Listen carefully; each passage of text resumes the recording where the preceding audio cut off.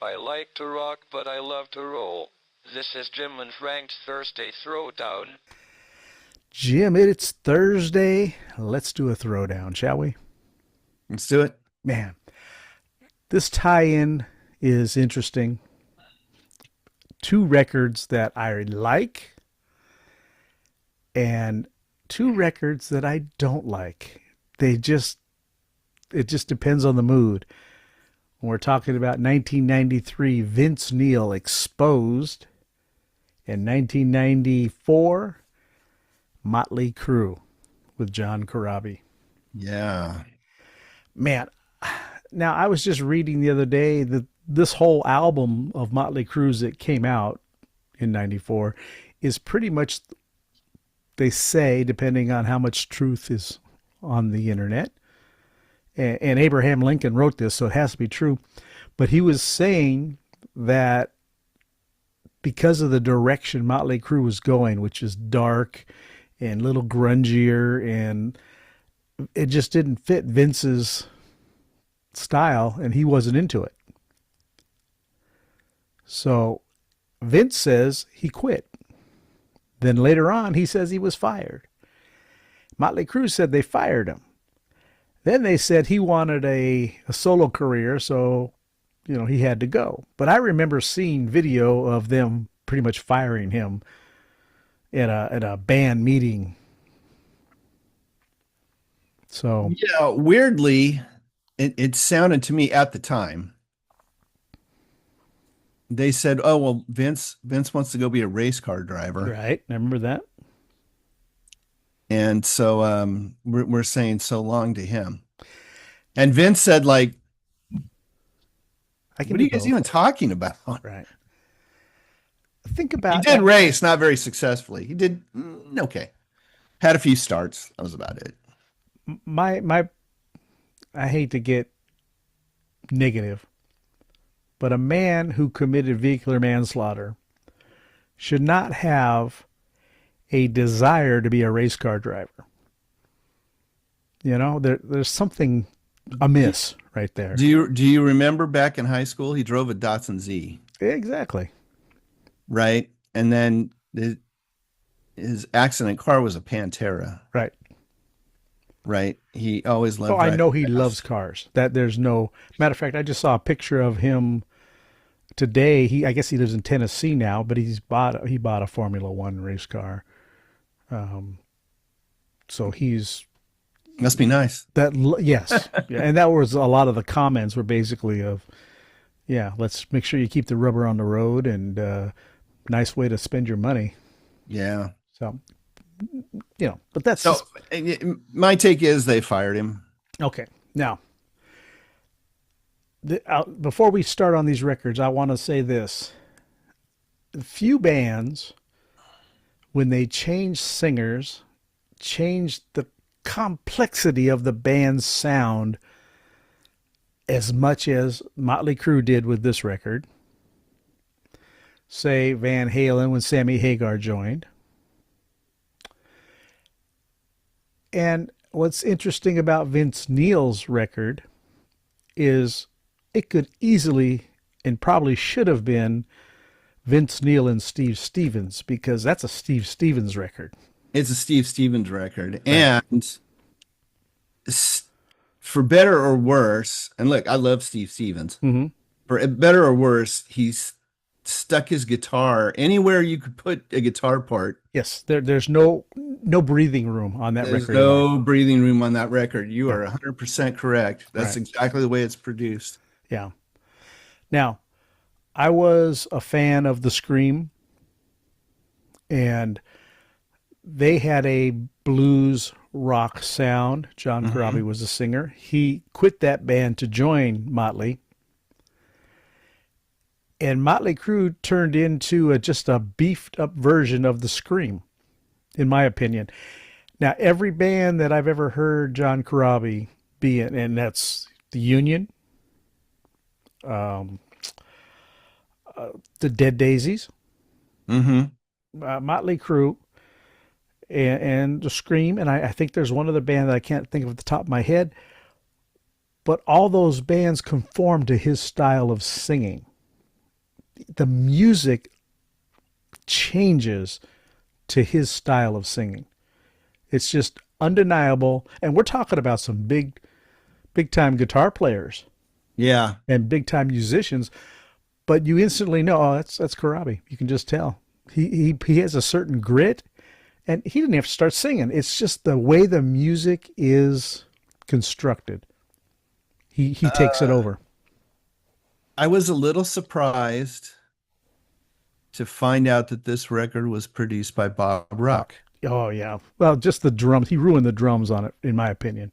Oh, I think the drums sound ginormous. Oh, they sound like trash cans to me. I that was my one knock on it. When there's fills or there's a lot of snare on there, it's so distracting to me. Well, the drums are kind of up in the mix, which is a little weird. It's Right. mixed kind of odd. But I like the drum sound on that. It All right. sounds like cannons going off. Yeah, I was like, wow, it sounds like Tommy's finally That's funny. There you go. hitting the drums. Right. Uh, but it doesn't sound like a Bob Rock record. Like not No. even close. When I think Bob Rock, I think Dr. Feelgood. Well, To me, that's a Bob Rock record. yes. Well, in the context of it being a Motley Crue record, absolutely. But again, I think maybe I'm just crazy, but I think Karabi changes everything. He changes the whole dynamic of the way the songs are played and recorded. His vocal stylings, everything just makes the music conform to him. Well, it's definitely the grittiest Crue record, Right. certainly up to that point. Right. Now he put out a solo record, a live record, and he played. And I think it was the 40th anniversary, 30th anniversary, whatever it was of this album, and he played it in its entirety. Oh, wow. It's so good because you're expecting John Corabi, and this is what you get. And you're not thinking Motley Crue I'm not necessarily. right, right. So Interesting quote from Vince. And he said, Exposed sold pretty well, but it's not a Motley Crue record. right, but He neither. says, yeah, you've read that. Yeah, Yeah. He said, I'm sure the Motley record sold well too. He goes, but it's not a Motley record either. Right. All Now the whole magic's gone. he alleges he didn't listen to it. Do you believe him? Oh, of course he'd listen to it. Come on. Exactly. How could he not? Right. He had to at least hear the singles. Well, you know what's interesting? Great White. We'll talk about them for a second. When they got rid of Jack Russell and they brought in Terry Ilous from XYZ. Mm-hmm. I liked it. It wasn't the same, but it was okay. Well, they fired Terry Ilous because they fire everybody. And later on, Jack Russell and Terry get together. They put out a couple singles together and they played live together and they became best friends before Jack's passing. No bad blood. There was a mutual respect for each other and they got along just fine. I never heard anything like that with Vince and John Corabi. Corabi sang on Mick Mars' solo album, Oh, or at least he worked with him. I don't know if any songs got put out, but him and Mick stayed friends, and I have a feeling that has a lot to do with the falling out with Mick as well. that doesn't surprise me at all. Yeah.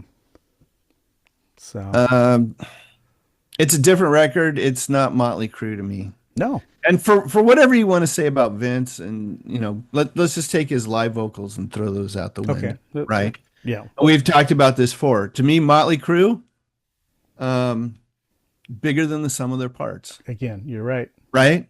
You got a guy who's like an okay singer. Nicky's no Flash on the bass, Right, right? Mick's a decent guitarist. He's no George Lynch, right. uh, Solid player. right? Tommy was decent, Yeah.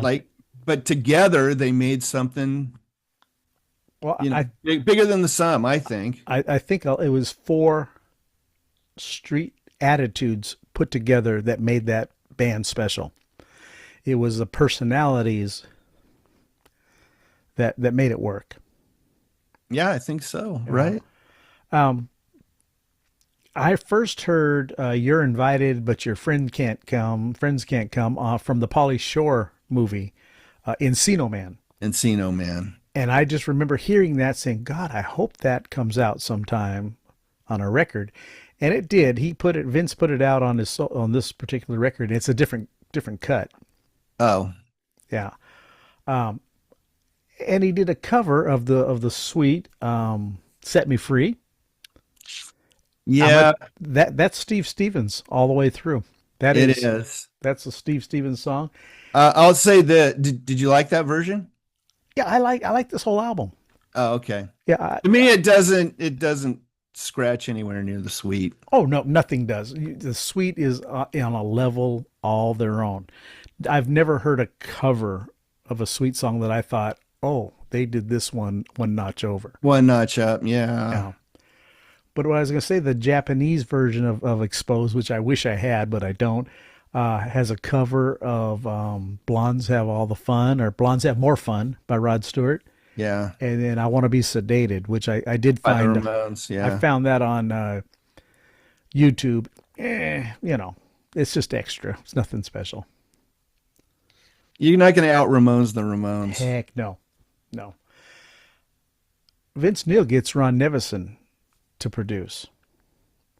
Now, Makes sense to me. it perfect sense. This is his style. And Yeah. I want to say this is a yin and a yang situation, because if Motley Crue's going in a more dark, serious, I don't know how many songs talk about suicide on this record, on Motley Crue. Oh, I don't know. Yeah, the It's lyrics. dark. It's a bummer of a record lyrically, right? I like the music, I like the songs, but I don't care for the lyrics. Yeah. Vince Neil's is a party record all the way through. Yeah, there's a couple ballads on there. I want to do Home Sweet Home again. It don't work. I'm not a big power ballad guy, but the bulk of this record is party. Yeah, to its detriment, I think a little bit. Like listening to it now, it sounds very dated. Oh, I mean, we're I a think lot I older think too. half the songs on the record, I think, or close to half, were Jack Blades and Tommy Shaw. Yes, yeah, and you can tell. You're Invited, Sister of Pain. That Sister is of a Pain? Jack Blade song. All you can just tell by the way it is. Good song, big thick song. I think the singles on this record are pretty solid, I agree. I agree. Um, and overall, the record's not bad. Like I said, they don't quite make the cut on the Sweet song. no. The Sweet version has way more grit, Well, I'll and tell you, and the production, like you said, there's no room for anything to breathe on this. on Vince Neil's album Tattoos and Tequila, it's 90% cover tunes, and they're all the same without Steve Stevens, but they're all basically the same style. It's just he's singing the songs from his cover days, from the Rock Candy Sure, days or whatever, sure. but he does that. They're not better than the originals by far. Yeah, it's when you have stuff like that, it's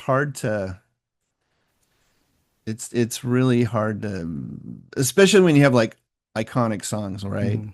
Like I haven't heard Blondes Have More Fun, but Right. I can't imagine it being better than the Rod No, I Stewart version. actually went and listened to Rod Stewart's version today just because I missed it. Just because of that. Yeah. Yeah, and that I had some haven't heard great. that one in a long time, but it's a great Yeah, song. right. Well, what are you in the mood for? You want a party record, or you want this downer of Motley Crue?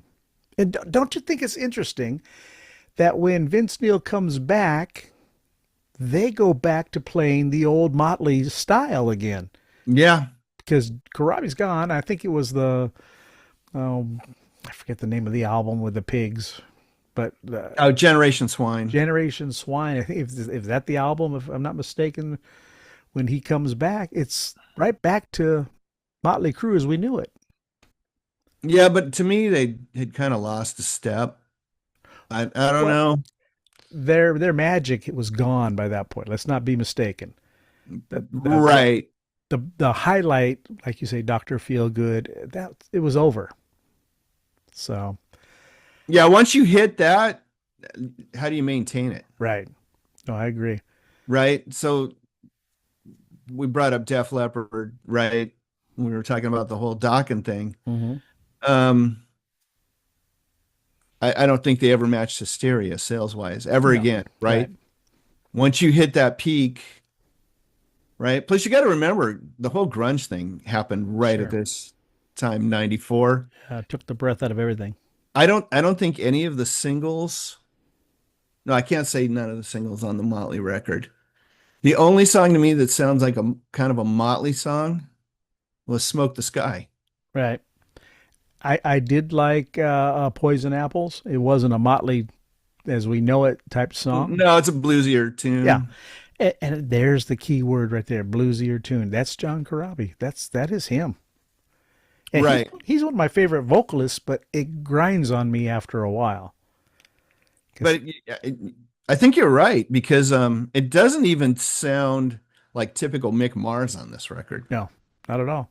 But I didn't think Hooligan's Holiday was a strong single. No, Not coming off of like I don't know, pick anything off Dr. Feelgood. right. No, totally different band at this point. So I think Vince was right on the money when he said it doesn't sound like a Motley record. I agree. And I'm sure, like I said earlier, I think you're right. He probably did listen to it and he knew it wasn't a Motley record. Sure. Because like I said, as much as Vince's isn't a Motley record, it is a Steve Stevens record. Because I think Steve Stevens had just put out Atomic Playboys. Same sounds like a lot of the same riffs from Billy Idol and Atomic Playboys are on this record. Oh, he does all the machine Yeah, gun, all the little goofy video game sounds and right. everything else. And like I said, I love Steve Stevens, and Yeah, he's great to watch if you've right. ever seen him He live. even has the flamenco song on this record. He sneaks it Yes, all in. yes, he does. Yes, he does. And he played all the bass parts. Right, There was a right, big riff. The bass player actually left the band right. um, because Steve wanted to play all the bass parts on the That's, record, and he's like, "Why am I here?" there it is there. Yeah. Yep. Well, all right, Jim. Which album would you listen to, or would you prefer over one over the other? Both good records in their own way, both bad records in their own way. I think I know which way you're going to go on this. Yep. Um, Much less of a downer, the Vince Neil record, but I just kind of not happy with the way it sounds. Mm-hmm. Uh, the Motley record is a John Corabi record. It is. It's, Hands down. between the two, and I got to be in the mood to listen to it. Probably the Crew record. Well, Nah, probably Vince. you absolutely have to be in the mood for this Motley record. Yeah, And it is, and it's dark, man. yeah, yeah. It's a tough listen if you're trying to. Again, I go back to Vince's album being a party record. It's more fun, more lighthearted, and even with the power ballads that I do not like, I prefer that record over the Motley record. Yeah, it really sounds like a mid '80s record. It doesn't sound like a 1993 record to Correct. me. Correct. The party was over by this point, right? It was Right. all Soundgarden and Nirvana, and Yep. right. It's no wonder it didn't, at least go gold or whatever. Right. Well, so we're gonna do a knockout with Vince Neil. I guess so. I never thought we would say that on. Me either. Me either. But you are absolutely right. Vince Neil and Motley Crue need each other. That's just the only way to put it. Yeah, it's interesting. Well, I mean, look at a band like Kiss, Mm-hmm. right? And people will say the same thing, like they're bigger than the sum of their parts, Right. right? When any of those guys toured solo, they weren't playing No, stadiums, they're playing theaters. right? They put out solo stuff, sold okay, Right. nothing fantastic. They were doing theaters and clubs, right? It's Well, only when they're together that the magic really happens. and I want to go back to what I said earlier. You talk about a band that has a certain sound. When they took Kiss took the makeup off, Peter and Ace were gone. They had two new guys, and they started 1984 with "Lick It Up." That wasn't the same old Kiss record. This was now a band trying to Oh, keep up with what's going on at the times. which was I think their biggest problem, right? Yeah. They instead of just doing what they do, Right. they were trying to chase whatever the trend was, Yep. right? And I think that's kind of what plagued them to the end, I think. I believe it, and that's why their live show was basically a show of their early '70s songs. That's Right. what the fans wanted. Right, especially after the reunion, Right. right? So, all right. Well, what about the listener? You guys like Motley Crue, or Vince Neil's Exposed? Let us know in the comment section. Yeah, and please leave a comment. Yeah. Say they both suck for all I care. But just say something. Say something. All right, Jim. That'll do it. All right, we'll see you next Thursday.